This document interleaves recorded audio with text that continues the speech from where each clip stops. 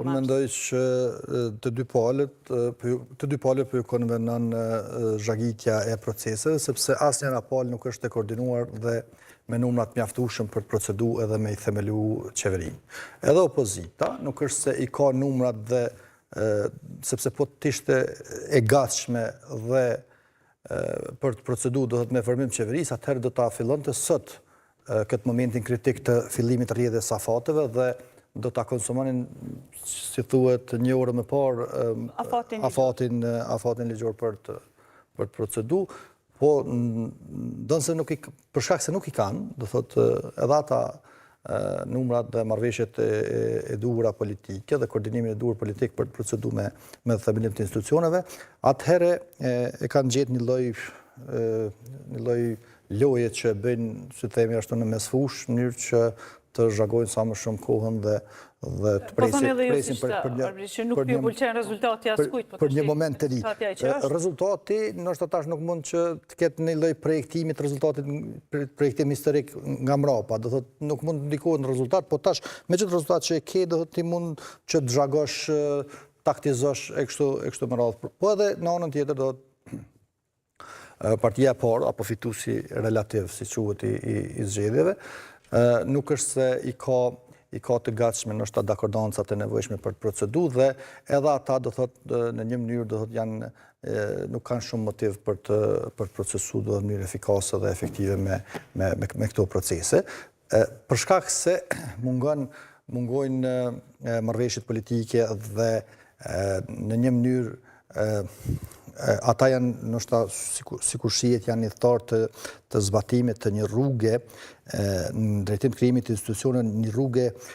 jo shumë tipike sepse tipike do të ishte që një parti ulet me një parti tjetër, dakordoj një program, spari, e nënshoj një marrëveshje, edhe kështu, do të përfundon me një koalicion, me disa numra, me disa pozita, bëjnë një asë. Këta tashme që e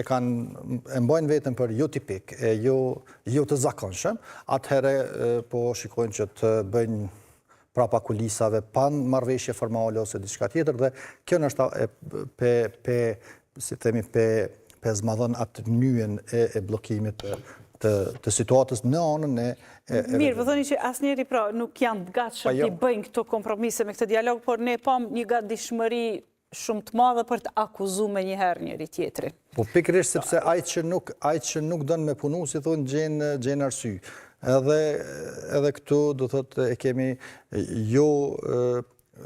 kryerjen e obligimeve të secilit të vetat në mënyrë të shpejtë, po vetëm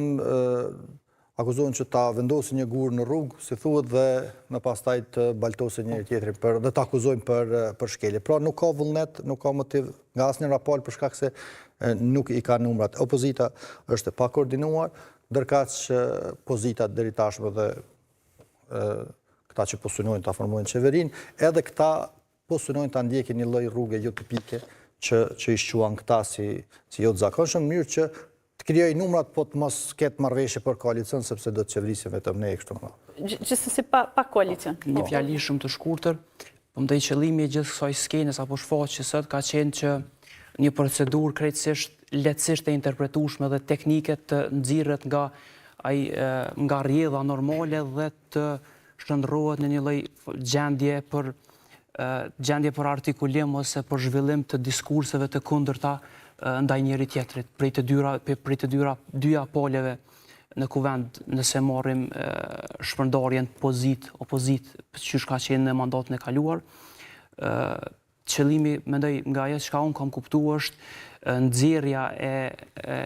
situatës nga ajo gjendje që është veç se është e përcaktuar krejtësisht në rrafshin e analizave dhe akuzave të kundërta diskursive. Në këtë rast e përmeni Besniku faktin që do duhet që tani t'i japin mundësinë që t'i rrjedh afati ligjor Kurtit për ta testuar një farë forme fuqinë e tij për ta bërë koalicionin. Le të themi që partisë me vota më shumë i konvenon kjo situatë Bleku, po çfarë mund t'i konvenoj opozitës në këtë rast? Kjo zvaritje, kjo situatë kështu kaotike. Pse është në interes të opozitës të krijojë situata të tilla? Është të jetë çuditshme me qenë se udhëheci i Lidhjes Demokratike të Kosovës dje në një intervistë sjelljen e kësaj llojshme qysh e kanë le të themi vepru partitë opozitore ka quajtur si një lloj shërbimi ndaj vetëvendosjes. Ai vetiu në një intervistë dje ka quajtur si një lloj shërbimi që i bëhet ndaj pushtetit në qoftë se procedura ndalon aty. Edhe pa kohë më pas partia që ai drejton e ka marrë saktësisht një qëndrim të njëjtë. Prandaj duke analizuar këtë lloj situate, unë duhet me pohu se opozita në gjendjen ekzistuese nuk mendoj se ka një strategji kundrejt pushtetit, edhe është më tepër duke vepruar me lloj, le të themi një lloj agjende ad hoc, kryesisht momentale apo kontekstuale, se sa një lloj, le të themi, planifikimi qoftë për të filluarat numërimin nga prapa 15 ditorshin e krijimit të një ekzekutivi nga mandatari i parë, në asisoj që në qoftë se dështon le ta shfrytëzojnë mundësinë një i dytë nga rollet e tyre. Ama është interesant se për shembull nëse sheh veprimin e tyre sot, po tash të pa këtë statusi, për shembull kryetari i Partisë Demokratike thotë që arsyeja e parë është që pse ka dështuar sot konstituimi i kuvendit është se shumica nuk i ka pas deputet pse votat e mjaftueshme. Dhe nëse ajo që ka qenë diskursin e tyre vazhdueshëm, pra që opozita nga legislatura kaluar do ta bëjë qeverinë, nëse kjo kishte qenë, si me thonë, e sigurt, atëherë unë mendoj që veprimi i tyre sot është komplet paradoksal dhe i pa kuptim. Për shkak se nëse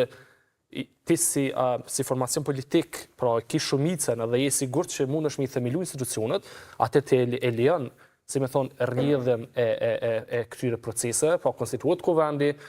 tentohet mu votu kryetari i kuvendit, dështon, ose ndoshta edhe votohet kryetari i kuvendit, tentohet mu votu qeveria, fillon rrjedhja e afateve ligjore prej konstituimit të kuvendit, mënyrë që mi hap rrugë që marrte mundësia e dytë përmes së cilës partitë që kanë dalë nga pozita e dytë e tutje, pra do të mund të kishin mundësinë me themelu qeverinë. Prandaj, në çfarëdo mënyre që e analizon duket më shumë për mua duket një gabim strategjik i këtyre partive që kanë qenë në opozitë gjatë legislaturës kaluar, për shkak se nuk e kupton se ku do t'i shpije dhe cili do të jetë rezultati i këtij veprimi. Pra çka nëse mas 48 orëve tash prap mbledhet kuvendi edhe kryeministri dhe ministrat japin ndërheqje edhe këta votojnë